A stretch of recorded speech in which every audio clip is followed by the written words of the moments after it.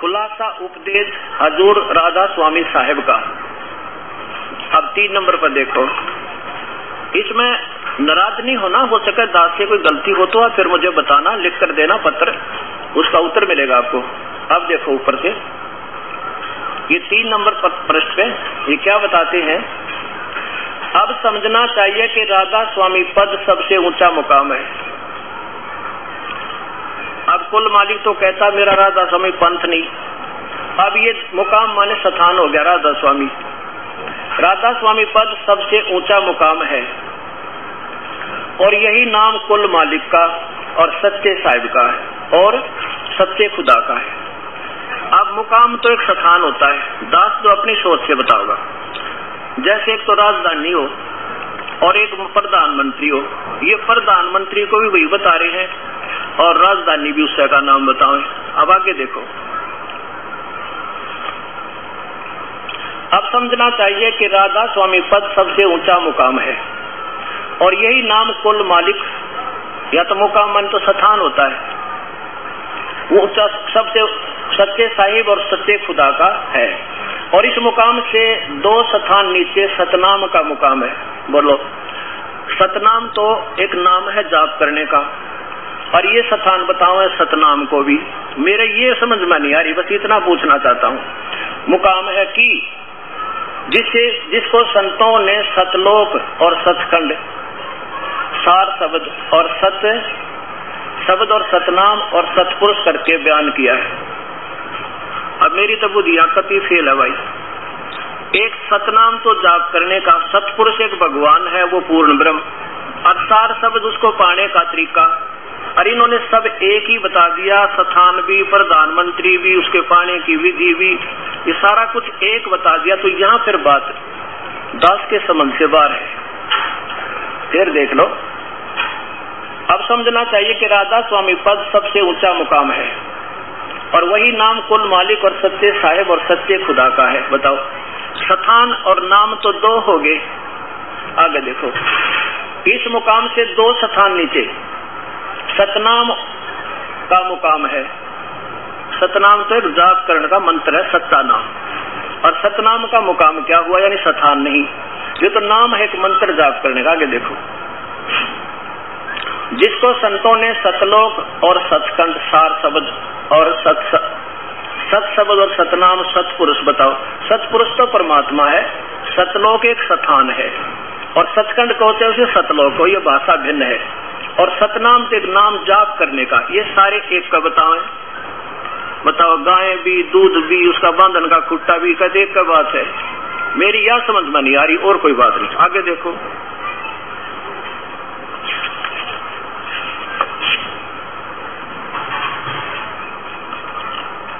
अब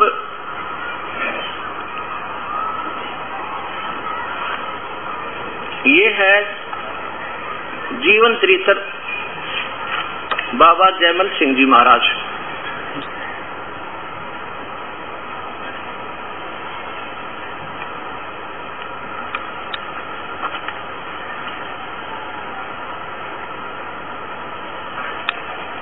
देखिएगा, जीवन चरित्र बाबा जयमल सिंह जी महाराज।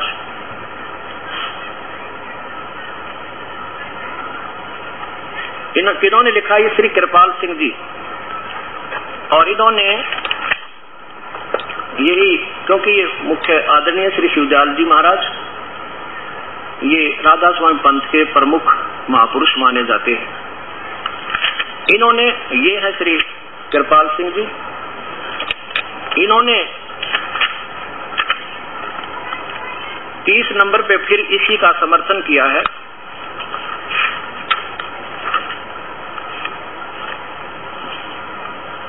प्रश्न नंबर 3 देखिए, 30 नीचे देखो, फिर भी किसी के मन में कोई संशय बाकी न रह जाए, इसलिए अपनी जीवन के आखिरी दिनों में अब जब वो छोला छोड़ने लगे, स्वामी जी ने कहा, महाराज ने स्पष्ट ऐलान किया, मेरा मत तो सतनाम और अनामी का था, राधा स्वामी मत राय शालिग्राम का चलाया हुआ है। इसे भी चलने देना और सत्संग पहले से की तरह जारी रहे और यह भी फले फूलेगा, तरक्की करेगा। अब एक तो कहता है कि मेरा तो मत है राधा स्वामी का, और दूसरा जा रहा है कहता मैं तो जा रहा हूं दिल्ली और ये जा रहा है राजस्थान में। कहता कोई बात नहीं, जाने दो।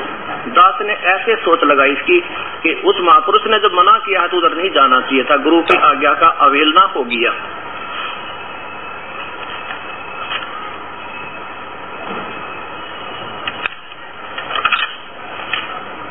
अब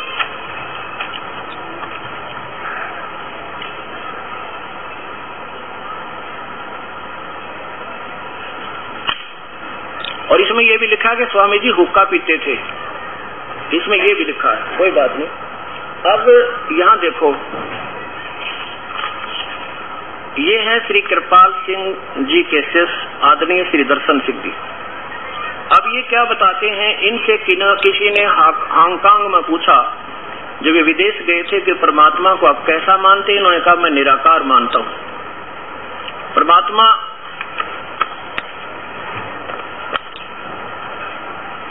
क्या हम परमात्मा का साक्षात्कार कर सकते हैं? संत दर्शन सिंह जी महाराज। अब यहां देखियो,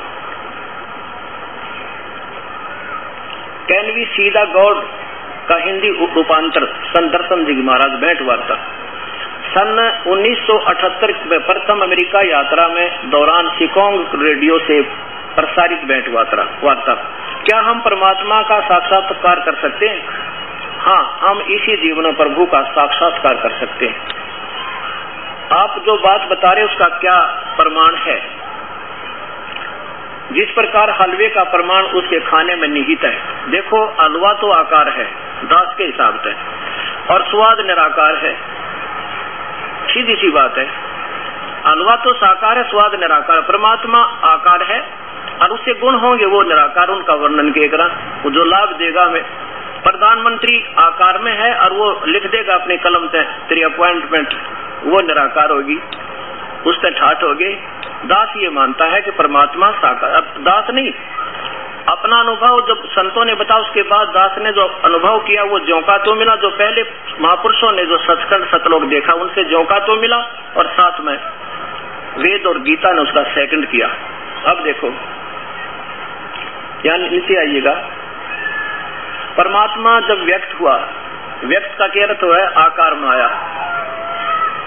अपनी कलम से लिख रहे हैं, परमात्मा जब व्यक्त हुआ अर्थात इधर में आया, इधर माने आकार में, अपने दो रूप परमात्मा का प्रकाश। ये पॉइंट नोट करना दास, यहां खटकेगी बात। परमात्मा का प्रकाश जैसे ट्यूब लाइट, ट्यूब का प्रकाश, सूर्य लाइट, सूर्य की रोशनी सनलाइट, चंद्रमा की रोशनी मूनलाइट। अब मून बिना रोशनी हो क्यों करे? अब सन बिना रोशनी हो कैसे? मेरे ये समझ में नहीं आई अभी तक। जब ये महापुरुष एक शब्द कहते हैं परमात्मा का प्रकाश और मंडलों का राग नाद धारण किया कि इन दो सिद्धांतों से संपर्क स्थापित करने केवल हम परमात्मा को देख ही सकते हैं, वरना हम उससे रूबरू आमने सामने बातचीत भी कर सकते हैं। ये तो कह रहे हैं आमने सामने बात तो जब होगी जो व्यक्त होगा। इनकी क्या सोच है कि ये गुरु को तो मानते हैं भगवान, ऊपर तो निराकार है परमात्मा और नीचे आकर गुरु रूप धारण बना लेता है, बस ऊपर कुछ नहीं है, वो तो प्रकाश प्रकाश है। यहाँ भी नहीं समझ में, क्योंकि जिन महापुरुषों ने देखा है उसको, उन्होंने वहां भी ज्यों का त्यों बताया जो उसका अपना यहाँ पर स्वरूप रहा मनुष्य सदृश। और अभी आपके सामने चारों पवित्र धर्मों की पवित्र शास्त्र फिर पेश करेगा दास, ताकि फिर देख सके आप। अब नीचे फिर क्या कहते हैं, प्रश्न किया कि परमात्मा देखने में कैसा है? कि उत्तर परमात्मा आकार रहित है। और फिर आगे देखो, परमात्मा पूर्ण ज्योति, पूर्ण ज्योति, पूर्ण प्रकाश और मूलभूत प्रभा तेज है बस। और परमात्मा का ज्योति पुंज अवर्णनीय है। आगे देखो,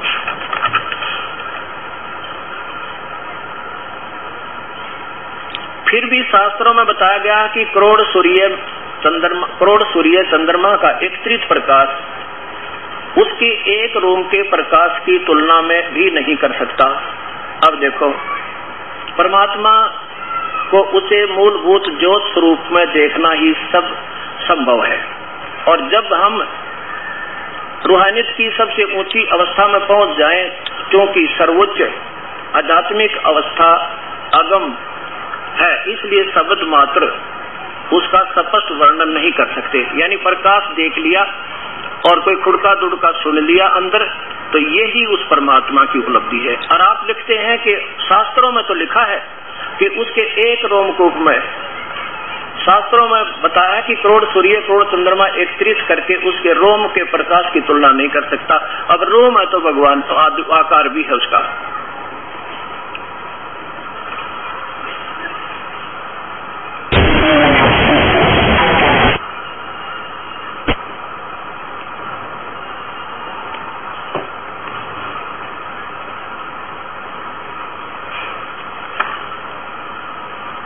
अब इन्होंने एक समझ लीजिए कि राधा स्वामी पंथ से ही सच्चा सौदा सिरसा, जगमालवाड़ी, कृपाल श्री आदरणीय कृपाल जी का यहाँ सत्संग स्थल और साथ में श्री ठाकुर सिंह जी का, इन सब की ये समझ लेना कि एक ही उद्देश्य, एक ही इनकी छुरी है। अब आदरणीय श्री हंसराज जी महाराज जो बहुत बड़े महापुरुष हुए हैं, अब उनके बारे में थोड़ी जानकारी हम आपको देंगे।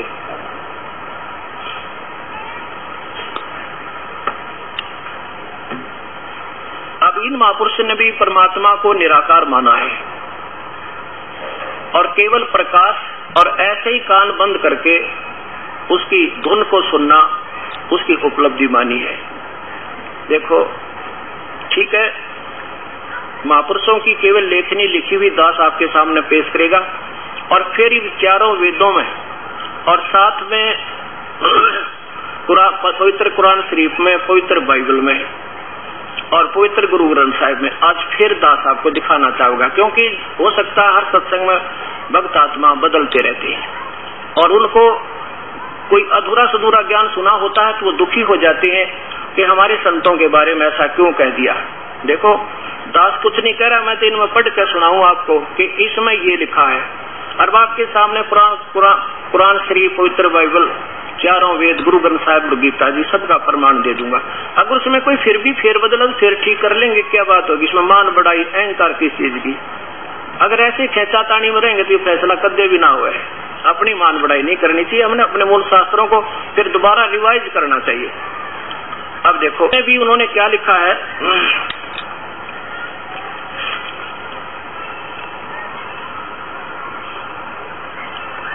ये है अमृत के कलश और 526 पृष्ठ पे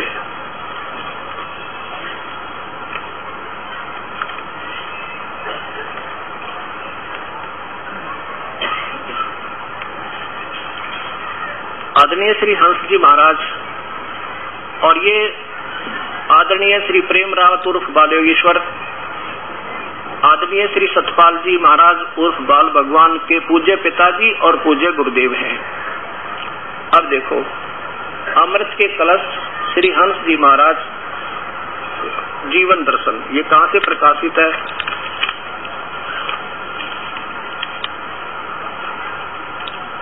संपादक हैं चमन लाल टंडन, MA एड, दिल्ली विश्वविद्यालय।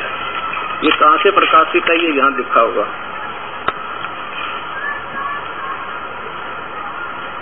प्रकाशक है मानव उत्थान सेवा समिति, प्रधान कार्यालय 2/12 पंजाबी बाग नई दिल्ली, यहां से प्रकाशित है। और देखिएगा 526 पे नीचे देखिए, सभी ग्रंथ यही समझाते हैं कि गुरु की मूर्ति का ध्यान करना चाहिए और गुरु के चरणों की पूजा करनी चाहिए। सदगुरु के ही वेदों के सार को समझा सकते हैं और दिव्य दृष्टि देकर उस ज्योति का दर्शन करा सकते हैं। बस ये भी परमात्मा को केवल ज्योति मानते हैं, प्रकाश मानते हैं। और जहां पर सूर्य चंद्रमा आदि अग्नि की रोशनी नहीं है, आगे देखो, उस रोशनी का कोई नहीं देख सकता जब तक गुरु कृपा ना हो। आगे देखो,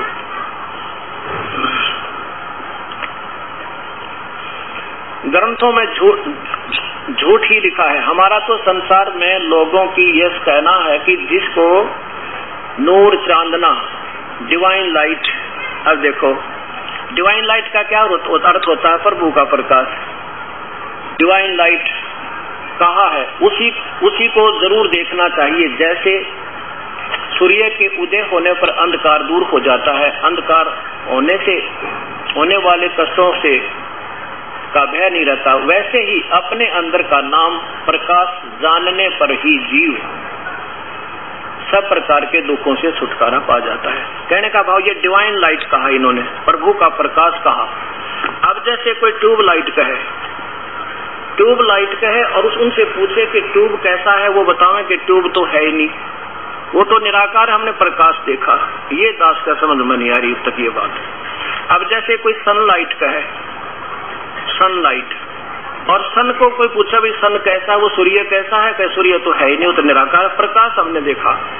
फिर कोई कहे मूनलाइट माने चंद्रमा की रोशनी, और कोई पूछे भी चंद्रमा कैसा, अगर आपने रोशनी देखी है तो वो कहते चंद्रमा तो है नहीं, वो तो निराकार है। तो यहाँ मेरी बुद्धि काम करना बंद करेगी। क्यों करेगी? क्योंकि मैंने चारों वेदों को और चारों पवित्र धर्मों के पवित्र शास्त्रों को उस गुरु कृपा से और कबीर परमेश्वर की रजा से फिर देखा दोबारा, सहानुभूति पूर्वक। दास का ये कोई उद्देश्य नहीं था कि मैं किसी की क्रिटिसाइज करूं या किसी का वो छोटा बड़ा बता के हे सिद्ध कर दूं या अपने आप को मैं प्रभु स्वामी बनाना चाहता हूं ना। मैं तो कति 2 करोड़ का जीव हूं और भरमी हुई आत्मा थी, प्रभु की तलाश थी, और मेरे जैसी कोई कमी नहीं आज प्रभु की तलाश करने वाली प्यारी आत्माओं की।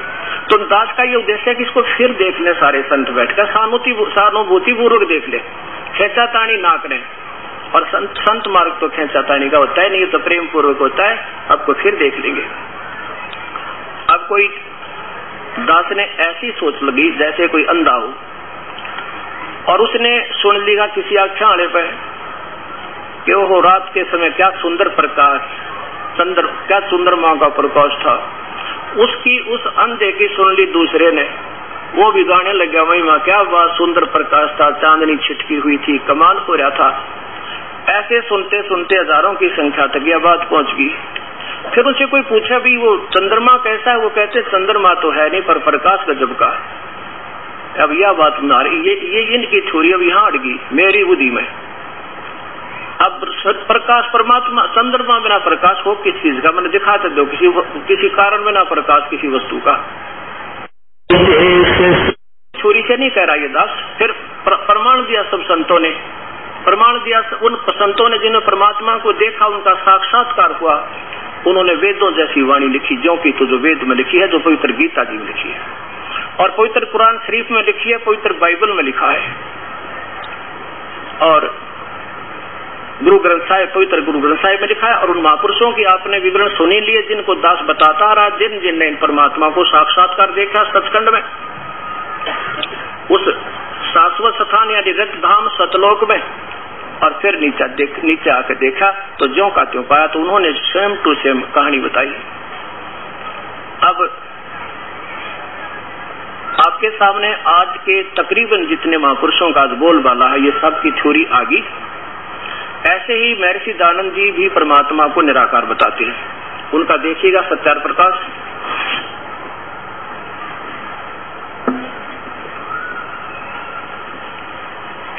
अब दास तो आपको ज्यों का त्यों बता रहा है और कोई अपनी तरफ से कुछ नहीं मिलाएगा, क्योंकि शास्त्र हमने खरीद रखे हैं, हम इनको आदर से पढ़ रहे हैं, आपको अभी पढ़ा रहे हैं। देखो इसमें ये लिखा है और अभी आपके सामने चारों पवित्र धर्मों के शास्त्र पेश करूंगा।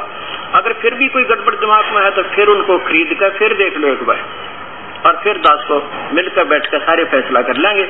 और ये कहानी है वास्तव, फिर एक दिशा मिल जाएगी, समाज को भ्रमित नहीं रहेंगे। अब देखो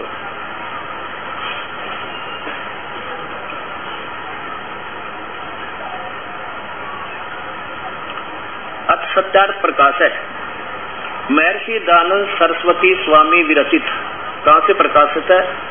वैदिक पुस्तकालय दयानंद आश्रम केसरगंज अजमेर तक।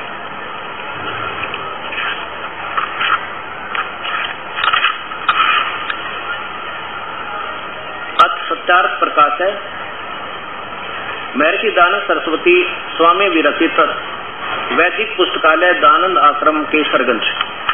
अब इन इन्होंने अब इनसे किसी ने प्रश्न किया महापुरुष से कि परमात्मा को आप कैसा मानते हो? इन्होंने कहा कि परमात्मा को हम निराकार मानते हैं।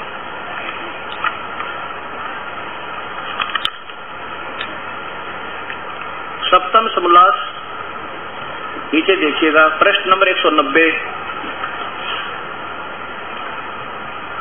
प्रश्न, ईश्वर साकार है व निराकार? उत्तर महर्षि जी का निराकार। आगे फिर 212 पृष्ठ पे फिर यही सप्तम समोल्लास यानी 7वां समोल्लास में प्रश्न नंबर ये 212 नीचे लिखा है, परमेश्वर को आप निराकार मानते हो व साकार? उत्तर महर्षि जी का कि निराकार मानते हैं। फिर तीसरी बार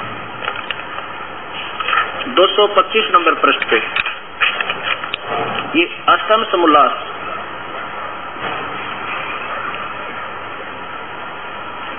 और प्रश्न नंबर 225 पे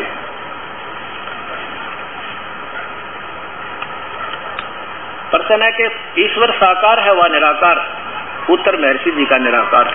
काफी आगे टिप्पणी और भी दी इन्होंने, ये आप पढ़ सकते हो, लेकिन दास ये दिखाना चाहता है कि इन महापुरुषों ने अपनी सोच जैसा प्रभु को जाना और जैसा समझा वो अपनी सोच का एक शास्त्र बना दिया, और ऐसा बनाने की चेष्टा की जाती है कि आने वाले समय में हो सके कोई वेदों को ना जान सके, उसको जैसा हमने जाना उसका एक सरलार्थ सा साधारण सा आम भाषा में एक विशेष विवेचन कर दें।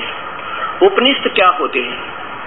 उपनिषद यही है जो जिन महापुरुष ने जैसा अपना अनुभव हुआ सारे जीवन का, उसको जैसा भगवान को सोचा जाना समझा, चाहे किसी शास्त्र के को पढ़कर अपनी सोच से जो उसने सोच लगाई या अपने अनुभव अपना एक्सपीरियंस जो देखा, वो पूरी एक पुस्तक बना दी, उसकी तरफ से वो फाइनल है, कोई बात नहीं।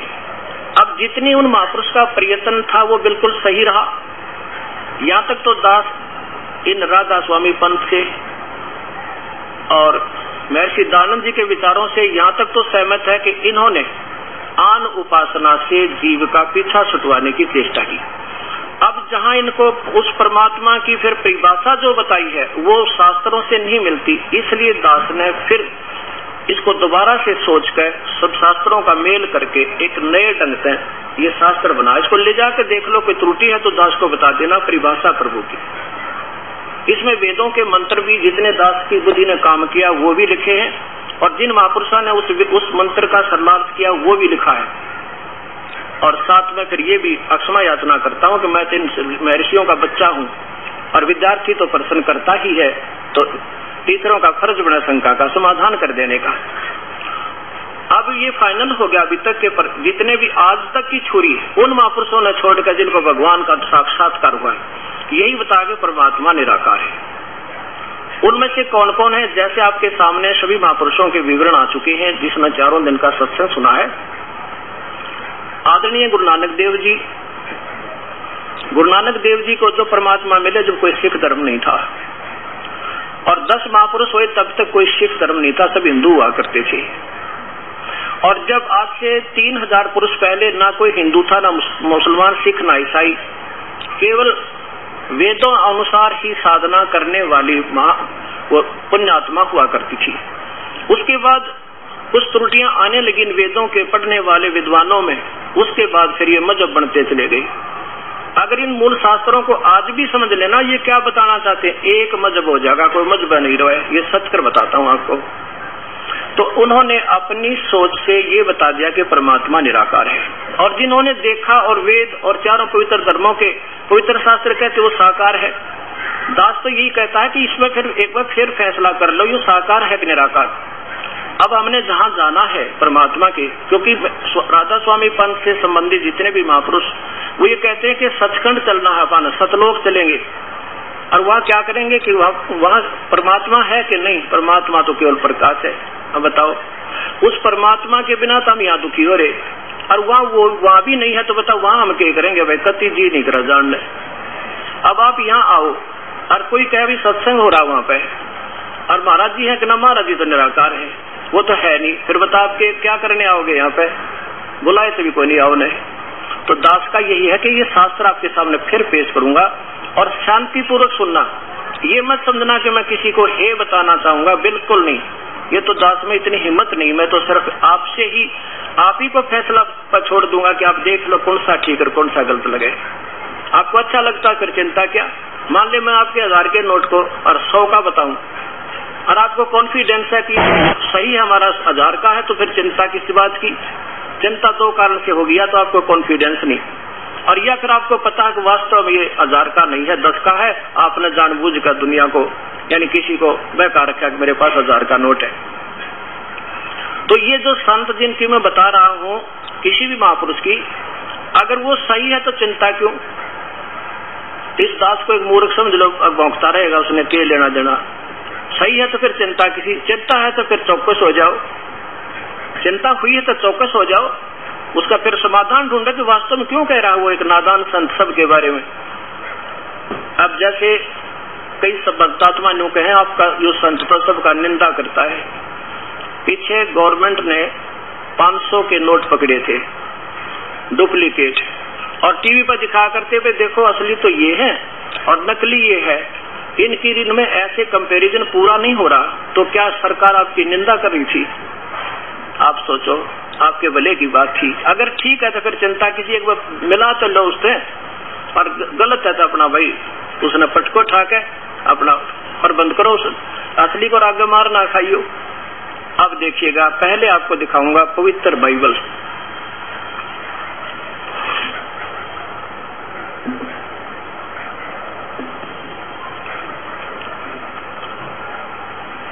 अब कोई क्या देखा मैंने इन महापुरुषों की छुरी में, किसी ने बताया कि बाइबल तो व्यर्थ है, बेकार है। कोई कहता कुरान शरीफ तो वैसे स्टोरी मन गढ़ंत कहानियां हैं।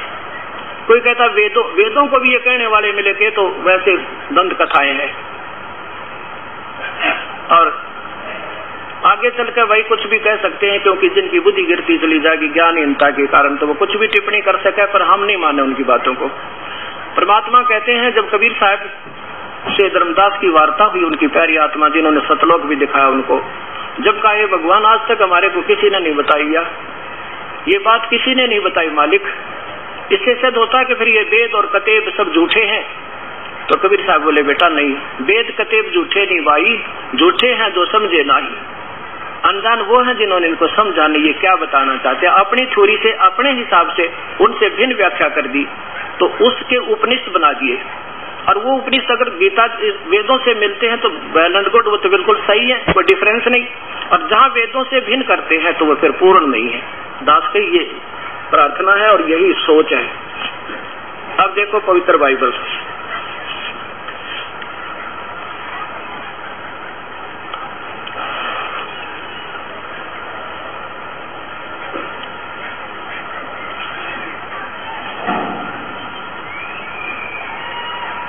पवित्र बाइबल कहाँ से प्रकाशित है?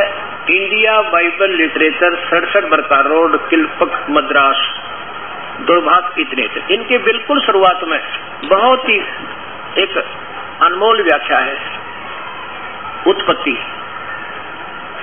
इसमें क्या बताया कि परमात्मा ने 7 दिन में सृष्टि रची और 6 दिन में सृष्टि थी, 7वें दिन तख्त पर जा विराजा। सृष्टि का 7 दिन, पहला दिन नीचे देखो, दूसरा दिन, फिर तीसरा दिन, और यहाँ देखो ये चौथा दिन, और फिर देखिएगा 5वां दिन, ये 5वां दिन, और नीचे देखो 6वां दिन। अब ये 6वां दिन दिखाऊंगा आपको, जिसमें परमात्मा ने मनुष्य को कैसा बनाया। यहाँ देखो, यहाँ से 26 नंबर आयत से प्रारंभ होता है। फिर परमेश्वर ने कहा हम मनुष्य को अपने स्वरूप में अपनी समानता के अनुसार अपनी समानता में बनाए। पवित्र बाइबल कह रहा है कि परमात्मा मनुष्य जैसा है। फिर परमेश्वर ने कहा हम मनुष्य को अपने स्वरूप के अनुसार अपनी समानता बनाए। नीचे देखो, तब परमेश्वर ने मनुष्य को अपने स्वरूप के अनुसार उत्पन्न किया। अपने स्वरूप के अनुसार परमेश्वर ने उनको उत्पन्न किया, नर और नारी करके उसने मनुष्य की सृष्टि की। 3 बार लिखा है इस 5 लाइनों में। कि परमात्मा ने मनुष्य को अपने जैसा बना तो भगवान मनुष्य जैसा इति सिद्धम। ये पवित्र बाइबल का फाइनल फैसला हो गया। आगे देखो, अब इसमें खाने की व्यवस्था बताई प्रभु ने। फिर परमेश्वर ने कहा, उनसे कहा, सुनो, जितने बीज वाले और छोटे छोटे पेड़ सारी पृथ्वी के ऊपर हैं, और जितने वृक्षों में बीज वाले फल होते हैं, वे मैंने तुमको दिए हैं, वे तुम्हारे भोजन के लिए। कहीं मांस खाने का प्रभु की तरफ से आदेश नहीं है। और ये परमेश्वर का फाइनल फैसला है। इसके बाद परमात्मा ऊपर तख्त पर जा बैठे सतलोक में, रित धाम में। बाद में तो इसमें कोई ऑर्डर है किसी देव का या किसी फरिश्ते का, वो मान्य नहीं है। जैसे सुबह उदाहरण दिया था वो थानेदार वाला, वही समझना। अब आगे क्या बताया है कि और जितने भी पृथ्वी के पशु और आकाश के पक्षी और पृथ्वी पर रेंगने वाले जंतु हैं, उनके जिनमें जीवन के प्राण हैं, उन सब के खाने के लिए मैंने सब हरे हरे छोटे पेड़ दिए। यानी इन पशु पक्षियों को, इवन शेर को भी भगवान ने मांस खाने का आदेश नहीं दिया। अब देखो, नीचे देखो, 7वां दिन विश्राम का। यूं आकाश और पृथ्वी उनकी सारी सेना को बनाना समाप्त हुआ, और परमेश्वर ने अपना काम समाप्त, जिसे वह करता था, समाप्त 7वें दिन समाप्त किया। और उसने अपने किए हुए काम से 7वें दिन विश्राम किया, और परमेश्वर ने 7वें दिन को आशीष दी कि वह पवित्र ठहरा। अब यहाँ देखो, अब ये पवित्र बाइबल ने फैसला कर दिया। अब क्या हो गया कि अब शेर भी सतयुग में मांस नहीं खाते थे। अब यह जचे को नहीं अपने, क्यों नहीं जचे? पहले कोई भी हिंदू समाज में मांस नहीं खाता था, शराब नहीं पीता था, हुक्का नहीं पिया करते। ना कोई आर्य लोग होते थे, वो कभी दुष्कर्म ये ऐसे कभी नहीं करते थे। और अब हिंदू समाज में देख लो कितनी बिजली गिर गई। कोई न्यू कहे ना, क्या पहले वाले हमारे संत, हमारे पूर्वज कभी मांस नहीं खाते थे। अब इन्होंने गाजर मूली बना रखी, अंडे दो बहाना मिला के कहते काली बकरे मांगे, अपनी जीव लपर लपर करे, और नाम देवता का नादान कहीं के। अब फिर ईसाई धर्म में कभी मांस नहीं खाते थे, शराब प्रयोग भी नहीं करते थे ईसा जैसी महापुरुष। अब उनके जाने के उपरांत ये मेरे जैसे वनमुखियों ने अपनी अपनी दंत कथा बना के कि ईसा जी ने भी एक दिन मछली खाई थी। ऐसा गजब भैया, संत कभी ऐसा मांस खा सकते हैं भक्तात्मा? फिर हजरत मोहम्मद जी ने, उन्होंने कभी मांस, शराब, हुक्का, तंबाकू कभी छुआ भी नहीं। और उन्होंने उनके 1,80,000 अनुयायी हुए थे उस समय, और उनको सबको ये कह दिया था कोई ब्याज भी लेगा ना वो मुसलमान नहीं है, और मांस तो खावे कहा। आने वाले समय में जीभ के चटोरा ने उन महापुरुषों के जाने के बाद यह बात बिगाड़ दी। ऐसे ही सिख धर्म में उन 10 महापुरुषों ने कभी मांस छुआ भी नहीं, और ना किसी गुरु ग्रंथ साहब ने संकेत कभी मांस खाने का या उसको पाबंदी लगाई, बल्कि जो अमलहारी आत्मा कदे ना पावे पार। और अब सिख धर्म में देख ले कितनी बिजली गिर गई। और मांस तो और शराब इनके लिए ऐसा होगा जब दूध और लाडू है करे। उन महापुरुषों की आत्मा को दुख पहुंचा रहे हैं उनके वंशज, जिन्होंने सारे समाज को सुधारने के कितने भरसक प्रयत्न किए थे। गुरु गोविंद सिंह ने, ये हिंदू थे जब तक कोई मजहब नहीं था, और मुसलमान जबरदस्ती हिंदुओं से मुसलमान बनाया करते। क्यों बनाया करते? अब इसको किसी ने सोचा तो है नहीं, पर वो लट्ठम लट्ठा हो गए। अब क्यों बनाते? जैसे महर्षि दयानंद जी ने क्या कोशिश की कि भगवान एक है और देवताओं की पूजा मत करो। ये लोग जो अन्य देवताओं की पूजा बता रहे हैं ये मूर्ख हैं और तुम्हारे को गुमराह कर रहे हैं। अब उन गुरुओं को दुख हो गया जो उस समय उनको गुमराह किए बैठे थे और कहा करते थे कि वेदों में ऐसा लिखा है कि देवी देवताओं की पूजा करो, श्राद्ध निकालो। अरे आपके सामने 4 दिन में ये पवित्र गीता जी में प्रमाण कर दिया कि वो मूर्ख लोग जो ब्रह्मा विष्णु महेश की पूजा करते हैं, और जो ब्रह्म तक की साधना करते हैं वो भी गीता में कहते ये भी अनुत्तम भक्ति करते हैं, ये भी पूर्ण नहीं है। पूर्ण ब्रह्म की भक्ति से मुक्ति होगी, संकेत वेदों में दिखाऊंगा और साथ में पवित्र गीता जी में और पवित्र बाइबल में, पवित्र गुरु ग्रंथ साहिब में, पवित्र कुरान शरीफ में आपको दिखाऊंगा। तो ये मुसलमान लोगों ने कुरान शरीफ में ये लिखा है कि नादान लोग जो एक परमात्मा ने छोड़कर देवी देवताओं को और फरिश्तों को पूजते हैं, वो ऐसों को पूजते हैं ना उनको नफा दे सकते ना नुकसान, और एक परमात्मा पूजने योग्य पूर्ण ब्रह्म, उसका नाम कबीर है, उसकी पूजा करनी चाहिए, और नहीं तो ये नुकसान उठाएंगे। इसलिए मुसलमानों ने ये फाइनल समझ लिया कि तुम जो पूजा करते हो वह सही है, और ये हिंदू बेचारे नादान ये गलत रास्ता अपना लिया, इन्होंने अन्य देवताओं की पूजा करते हैं, क्यों ना इनको समझा बुझा कर, ना माने तो जबरदस्ती अपनी मार्ग को बता दें, क्योंकि उन्होंने अपनी सोच को, अपनी विधि को सही मान रखा है। जबकि अब आपके सामने आओगे वह सही है कैसी है, अब ये कुरान शरीफ बताओगी। अब इस करके जैसे उन्होंने क्या थोड़ी सोची थी, भाई कोई जैसे बच्चा बीमार हो जाए किसी का और ना वो इंजेक्शन लवाना चाहो तो माता पिता जबरदस्ती का भी लवा दिया करें, उसके फायदे में होता है। उन्होंने ये सोच कर ये जबरदस्ती बनाने लगे कि ये प्यारी बूढ़ी आत्मा जो है आन उपासना में लग रही है, क्यों ना इनको सतमार्ग बता दे। नो ना बेरा तुम भी गुमराह। अब आपके सामने आओगे यह कहानी। अब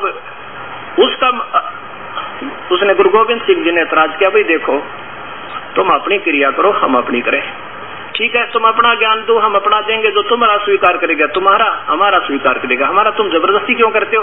पर वो बात नहीं आई।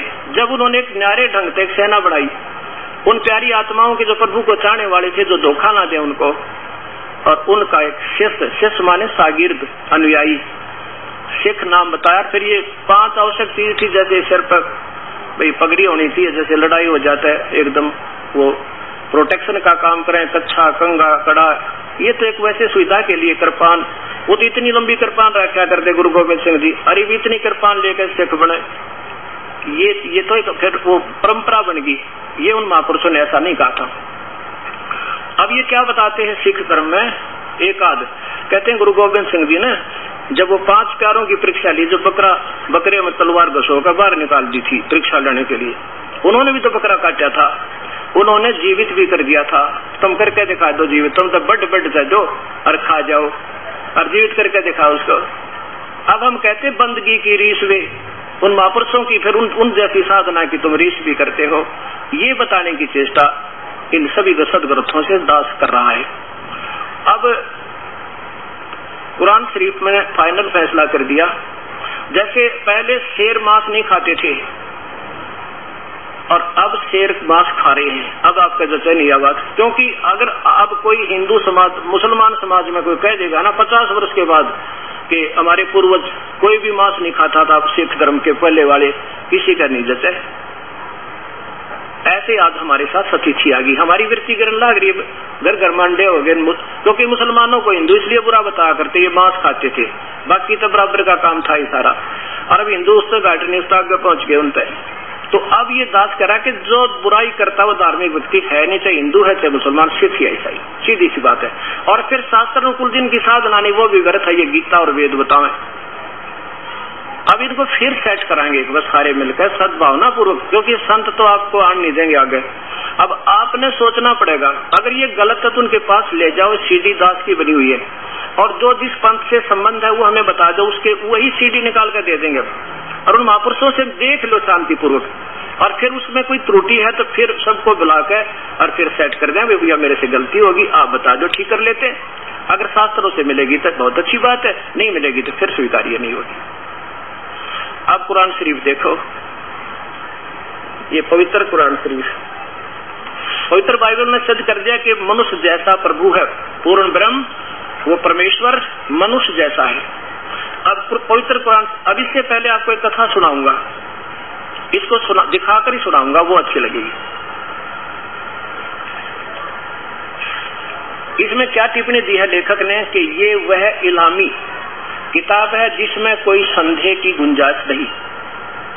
कुरान शरीफ, पवित्र शास्त्र कुरान शरीफ, और नीचे देखो कहां से है, शेरवानी संस्करण, लखनऊ किताबघर, मौसम बाग, सीतापुर रोड, लखनऊ, वहां से ये प्रकाशित है। कुरान शरीफ शेरवानी संस्करण, लखनऊ किताबघर, मौसम बाग, सीतापुर रोड, लखनऊ। इसमें कुरान सूरत फुरकानी नंबर 25 में स्पष्ट कबीर शब्द लिखा है और व्याख्या की है। अब ये भी सोच देखना जानपूर्वक कि कुरान शरीफ में पवित्र बाइबल की, चारों कुरानों में पवित्र बाइबल की 40% व्याख्या है, और जो इनको मान्य है कि पवित्र बाइबल में जो लिखा है इसमें भी लिखा है, तो ईसाई और मुसलमान धर्म को दोनों को मान्य है ये। इसमें 40% व्याख्या पवित्र कुरान शरीफ की, पवित्र बाइबल की भी है। आप देखिएगा, यह है सूरत फुरकानी 25। अब नीचे देखिएगा, इसमें ये पूरा कुरान शरीफ का एज इट इज लेख है, उर्दू भाषा लिपि है और अरबी इसकी भाषा है। इसमें नीचे देखिएगा 52वीं आयत से प्रारंभ करेंगे, ये 52 नंबर आयत है। इसमें ये कबीरन शब्द लिखा है, इसको हिंदी करते समय कबीर लिखा जाता है, ये कबीरन यानी कबीर। अब क्या लिखा है इसमें, फलाई तुतियल काफिरिन व जाहिदम बिही जिहादन कबीरन। यहाँ पर इस महापुरुष ने इसका अनुवाद भी हिंदी में किया है।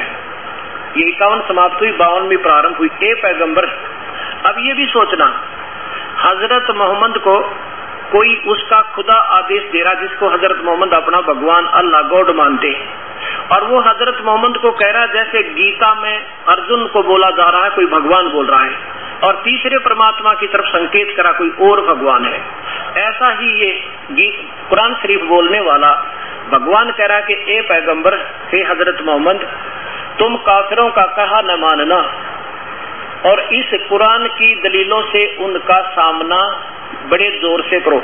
अब इन्होंने क्या कर दिया, अब देखो, इन्होंने कबीरन शब्द का अर्थ बड़ा कर दिया, कबीर का, कबीर माने बड़ा कर दिया। और ऐसे वेदों का टीका करते समय महापुरुषों ने कबीर का अर्थ सर्वज्ञ, कांतदर्शी आदि उसके नाम दे दिए, जबकि यहाँ लिखना था वो कबीर परमेश्वर है। क्या इसका अर्थ क्या बनता है वास्तव में कि ए पैगंबर, जो मैं तुझे बता रहा हूँ मेरी बातों पर विश्वास करना, और वो कबीर परमात्मा है, ये और लोग कबीर को परमात्मा नहीं मानेंगे तो उसके लिए संघर्ष करना, उनकी मत मानना, और वो वही है। कौन, ये देखो आगे,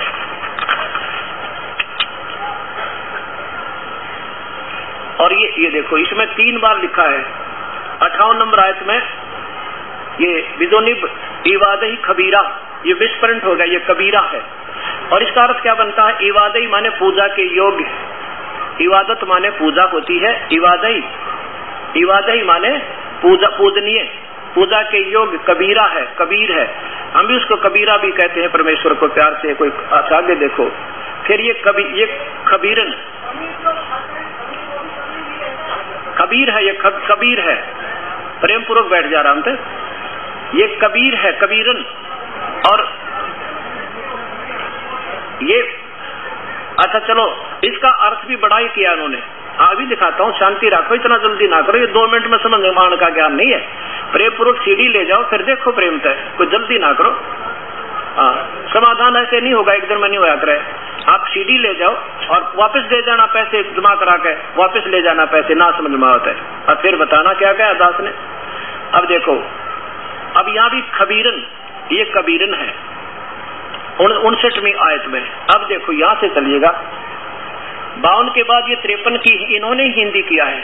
क्या किया है, और वही है जिसने 2 दरियाओं को मिला चलाया, ये वही कबीर परमात्मा है जिन्हें सारी सृष्टि रची 6 दिन में और 7वें दिन तख्त पर जा बैठा। और उसी ने 2 दरियाओं को मिला चलाया, मीठा और प्यास बुझाने का, और एक खारी कड़वा, और दोनों के बीच में एक मजबूत रोक बना दी। जैसे पृथ्वी में नीचे कहीं खारा पानी है, कहीं मीठा पानी है, परमेश्वर ने कैसी व्यवस्था की है, ऐसा बताना चाहा। और वही है जिसने पानी की बूंद से आदमी को पैदा किया, फिर उसको साहिबे नसब यानी किसी की बेटा, और ससुराल वाला यानी किसी की दामाद बहू बनाया। और तुम्हारा परवरदिगार हर चीज से के करने में शक्तिमान है। यानी बोलने वाला कोई और है, संकेत हजरत मोहम्मद को हो रहे, और बता रहा तीसरे नंबर के कोई और भगवान की तरफ संकेत है, जिसको हजरत मोहम्मद अपना खुदा मान रहा है, वो बोल रहा है किसी और के लिए संकेत है। आप ये समझने की चेष्टा करो, शक्तिमान है। और अल्लाह के और काफिर अल्लाह के सिवा ऐसों को पूजते हैं जो न उनको नफा पहुंचा सकते हैं और न उनको नुकसान, यानी और देवताओं को, अन्य देवों की पूजा करते हैं, वो गलत है। और काफिर तो अपने परवरदिगार की तरफ से पीठ दिए हुए मुंह मोड़े हैं।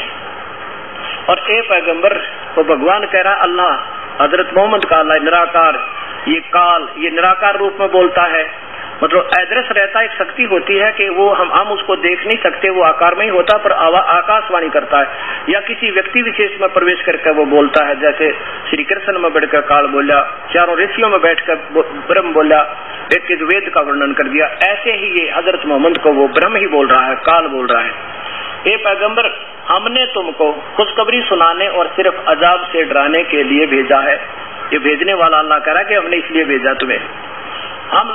हम लोग इन लोगों से कहो कि मैं तुमसे इस अल्लाह के हुक्म का पर कोई कुछ मजदूरी नहीं मांगता। हाँ, जो चाहे अपने परवरदिगार पर तक पहुंचने की राह इख्तियार कर ले।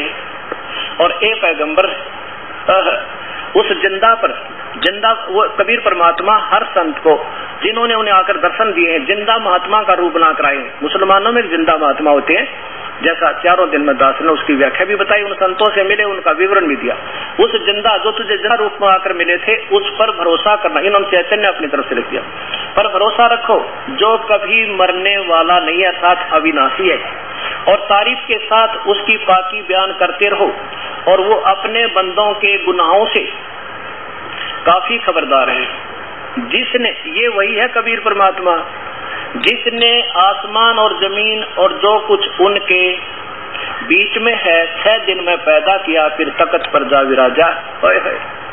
ये वही है जिसने 6 दिन में सृष्टि रची, फिर 7वें दिन तख्त पर जा बैठा था। आकार है भाई, और पवित्र बाइबल उसको मनुष्य जैसा बता रहा है।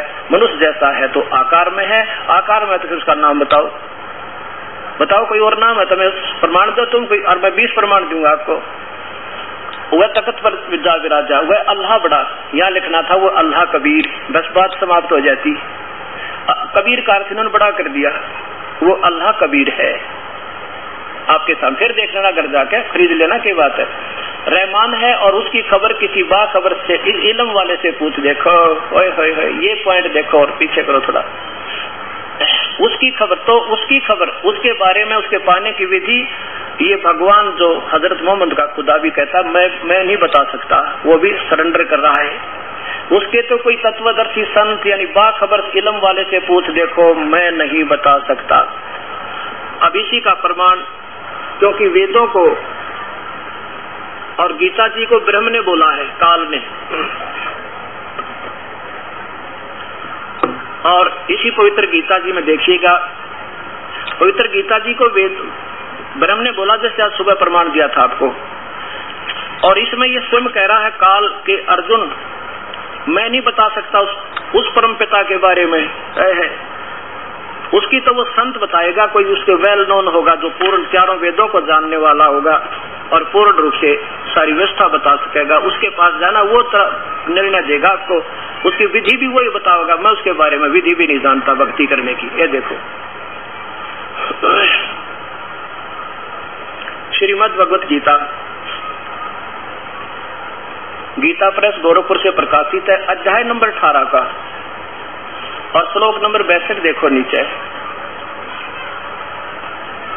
हे भारत, ये गीता बोलने वाला भगवान ब्रह्म काल बोल रहा है श्री कृष्ण में प्रवेश करके, कहता है भारत, सब प्रकार से उस परमेश्वर की शरण में जा और उस परमात्मा की ही कृपा से तू परम शांति और सनातन परम धाम को प्राप्त होगा। शाश्वतम स्थान यानी सनातन परम धाम या रत धाम से सतलोक, सचखंड, अमर लोक कहो। ये गीता शाश्वत स्थान कहती है, वेद उसे रत धाम कहते हैं। ये सनातन परम धाम यानी सदा रहने वाले लोक में चला जाएगा, फिर तेरी जन्म मृत्यु नहीं हो। और फिर देखो 15वें अध्याय का 15वें, हाँ, उसके बारे में फिर कहता है कि मैं नहीं जानता उसके बारे में। 4थे अध्याय का 34वां श्लोक देखिए। प्यारी आत्माओं, प्रेम पूर्वक सुनते रहो, आपका दोष नहीं है। दास के भी ऐसे बहुत दर्द हुआ था जो पहली बार ये बात सुनी थी, बहुत काल आत्मा पाई थी। और देखो दर्द होगा तो हम सोचे भी इसके ऊपर भैया महाराज जी क्यों कह रहे हैं ऐसी, इतना क्यों कठिन प्रयत्न कर रहे हैं, इतनी मेहनत भी कर रहे हैं, फिर इसको बुराई ठेका थोड़ा ले रखा है। मैंने बुराई करने का केसर में दर्द थी, मैं बुराई करूं बता। मैं तो आपकी तरह लाइन में लग जाता, इन महापुरुषों कर बैठ जाता, अपना भक्ति करता, पर मेरी समझ तो बाहर होगी क्योंकि मुझे ज्ञान हो गया। अब देखो अध्याय नंबर 4 का श्लोक नंबर 34 देखो क्या कहते हैं कि उस ज्ञान को तू तत्वदर्शी ज्ञानियों के पास जाकर समझ, उनको बड़ी भांति दंडवत प्रणाम करने से और कपट छोड़कर सेवा और कपट छोड़कर उनकी सेवा करने से, कपट छोड़कर सरलता पूर्वक प्रसन्न करने से वे परमात्म तत्व को बड़ी भांति जानने वाले ज्ञानी महात्मा तुझे तत्व ज्ञान का उपदेश करेंगे। कहता मैं नहीं जानता, वो तो कोई और बताएगा तुझे, वो संत है उस परम पिता के बारे में जानने वाला। और अब देखो इसी का प्रमाण आपको वेदों में देता हूं। यजुर्वेद के 40वें अध्याय में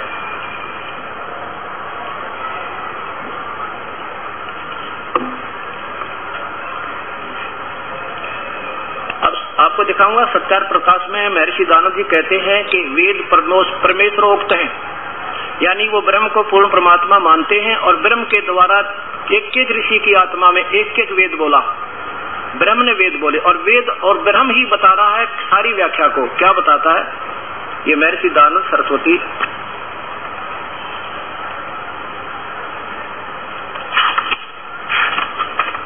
ये कहां से छपा है ये देखिएगा। प्रकाशक है आर्य सर्वदेशिक, प्रकाशक आर्य सर्वदेशिक आर्य प्रतिनिधि सभा 2/5 महर्षि दानंद भवन रामलीला मैदान नई दिल्ली, दूरभाष है इतना। इनके ये महर्षि दानंद जी का स्वयं पूरा भाषा भाषा उन्हीं महापुरुष का ही। इनके 40वें अध्याय के और 10वें श्लोक में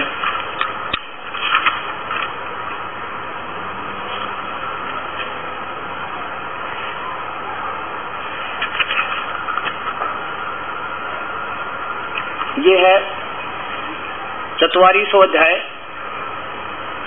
और ये 10वां मंत्र। नीचे देखिए सरलार्थ।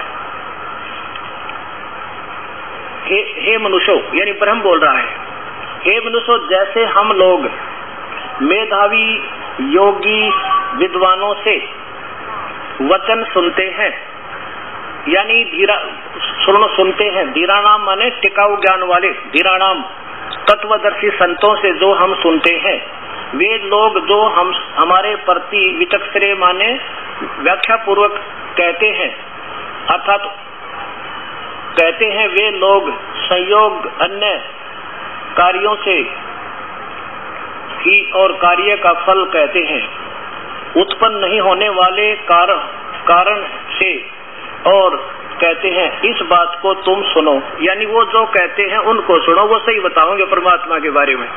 ये वैसे तो इसकी व्याख्या आपके सामने परिभाषा प्रभु की ले जाओ, उसमें दास ने जैसी समझ आई है बहुत अच्छी तरह किया है। अब क्योंकि जिस महापुरुष ने परमात्मा को निराकार माना है, फिर उन्होंने जब अपना सरलार्थ भी अपने हिसाब से किया होगा, ऐसा जानना चाहिए। अब क्या होता है, अब इस 15वें अध्याय के अंदर गीता जी के 15वें अध्याय के 4 श्लोक और सुन लो, फिर फैसला आपका हो जाएगा। अब कोई तो कहता है गीता ठीक नहीं, इसका फलाना अध्याय ठीक नहीं, इसका फलाना अध्याय ठीक नहीं, वो आप पे ठीक नहीं जो इस पवित्र शास्त्र में कमी निकाले, जिन्होंने आप ही कहते नाचा ना जावत आंगन टेढ़ा। वो दिखाऊं आपको एक महापुरुष की, आर्य समाज जी की पुस्तक है जो आदरणीय श्री ये ओमानंद जी महाराज हुए हैं गुरुकुल झज्जर में, उनकी दिखाऊंगा आपको। वैदिक गीता बना रखी है, सारी गीता का सत्यानाश कर रखा है, ये भी प्रक्षिप्त है, ये भी प्रक्षिप्त है। जो अपने सूतमाई ना अपनी थ्योरी के हिसाब से कहते यह ठीक है, या तो फिर सारी ये गलत कह दो, कटे टंटा। अब यहाँ देखो 15वें अध्याय पवित्र गीता जी अध्याय नंबर 15 का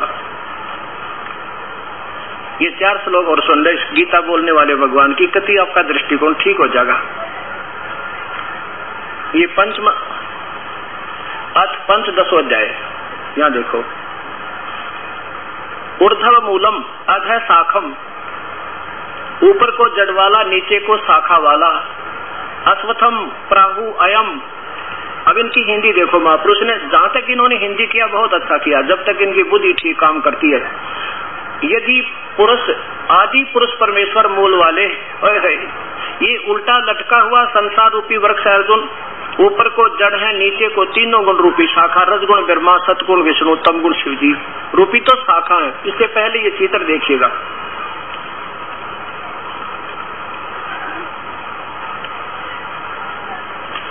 इस पवित्र शास्त्र के 15वें अध्याय को समझने से पूर्व आप ये देखिएगा,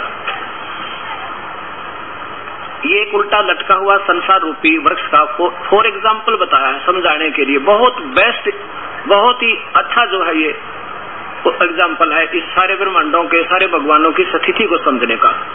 इसमें क्या लिखा है, ये तो कहते हैं आदि परमेश्वर मूल वाले, आदि परमेश्वर सबसे पहले वाला भगवान, सनातन भगवान तो समझो इस संसार रूपी वृक्ष की जड़ है। और तीनों गुण, रजगुण ब्रह्मा, सतगुण विष्णु, तमगुण शिव जी, ये शाखा है। और कबीर परमात्मा अपने द्वारा रची सृष्टि की क्या बताते हैं कि अक्षर पुरुष एक पेड़ है, यहाँ से ऊपर ऊपर ये अक्षर यानी जमीन से बाहर दिखाई देता है जो पेड़, उसको पेड़ कहते हैं। उसका तना तो अक्षर पुरुष है यानी परब्रह्म है, और क्षर पुरुष ब्रह्म ये उसकी डार, और तीनों देवा शाखा है ये पात रूप संसार। रजगुण ब्रह्मा, सतगुण विष्णु, तमगुण शिव जी, ये तो टहनी है, और ये तना पर ब्रह्म है, और ब्रह्म उसकी शाखा है, और पात रूप संसार। अब देखो, ये फिर देखो इधर से, ये तो आदि मूल परमेश्वर समझो, वो आदि मूल परमेश्वर तो जड़ है इस उल्टे लटके हुए संसार रूपी वृक्ष की, और ये अक्षर पुरुष उसका तना समझो, और उसी से आगे डार निकली है ये ब्रह्म समझो, और इससे तीन गुण, रजगुण ब्रह्मा, सतगुण विष्णु, तमगुण शिव जी, ये शाखा समझो। अब ये समझना पड़ेगा आपने। अब इससे पहले थोड़ा सा और आपको एक ज्ञान समझाना पड़ेगा कि रजगुण ब्रह्मा है, सतगुण विष्णु, तमगुण शिव जी। कोई बात नहीं, प्रेम पूर्वक सुन ले, थोड़ी बहुत बूंदा में के बिगड़ना है भी तो करें। और पहले खेतों में जाते थे, बारिश भी ऊपर आती थी, और पशुओं का चारा भी लेकर आते थे, हरिता भगवान के लिए भीगना है, कोई बात नहीं। अब देखो, ये पवित्र शास्त्र है, ये श्रीमद देवी पुराण, इसमें ये सिद्ध करना चाहेगा दास के रजगुण ब्रह्मा है, सतगुण विष्णु, तमगुण शिव जी। अथ श्री देवी भागवतम सभाष्टिकम सह मातम खेमरा श्री कृष्ण दास प्रकाशन बम्बई। इसके तीसरे सकंद में, ये तीसरा सकंद, अथ श्रीमद भगवत भाषा टीका युक्ते तृतीय सकंद प्रारंभते। इसमें भगवान शंकर स्वयं कहते हैं अपनी माँ को, क्योंकि ये दुर्गा तो इनकी माँ है, और ये ब्रह्म काल इनका पिता है, ज्योति निरंजन, और ब्रह्मा विष्णु महेश इन तीनों के पुत्र, दोनों के पुत्र हैं। ये शंकर बोल रहे हैं, भगवान शंकर। 7वां श्लोक समाप्त हुआ, 8वां प्रारंभ होता है। हे माता, यदि हमारे ऊपर आप सदा दया युक्त हो तो हमको तमोगुण में किस प्रकार प्रदान किया है, और ब्रह्मा को रजोगुण और हरि यानी विष्णु को सतोगुण क्यों बना दिया। फिर देखो, भगवान शंकर कह रहे हैं, हे माता, यदि हमारे ऊपर आप सदा दया युक्त हो तो हमको तमोगुण क्यों बनाया, प्रदान कर दिया, और ब्रह्मा रजोगुण और हरि सतोगुण। फिर संस्कार देखो, ये 7वां समाप्त हुआ, 8वां प्रारंभ हो।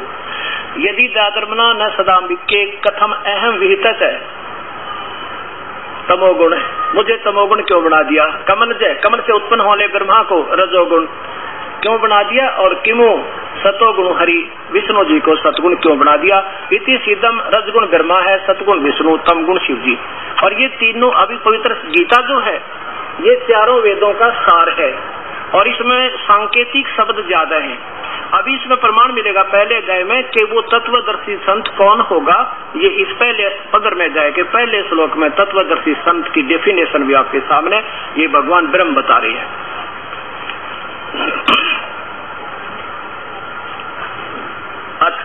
पंचदशो अध्याय, 1 नंबर अध्याय, श्लोक नंबर 1। आदि पुरुष परमेश्वर मूल वाले, पुरुष माने प्रभु यानी सदा वाला, सबसे पहले वाला भगवान तो वो जड़ है उस संसार रूपी वृक्ष की, और अधः शाखम, नीचे को शाखा। अब दास की यहाँ थोड़ी सी ये मजबूरी होगी, जैसे इन्होंने ब्रह्मा रूप मुख वाले, शाखा वाले। अब दास बताएगा कि केवल नीचे, अधः माने नीचे को, शाखा वाला ऊपर। देखो मेरी समझ में ऐसा आ रहा कि ऐसे होना चाहिए था। संसार रूपी वृक्ष, पीपल के वृक्ष को अविनाशी कहते हैं, वेद जिसके पत्ते कहे गए हैं, और उस संसार वृक्ष रूपी वृक्ष को ये ध्यान से सुनो, तत्वदर्शी संत की डेफिनेशन इसी में बता दी।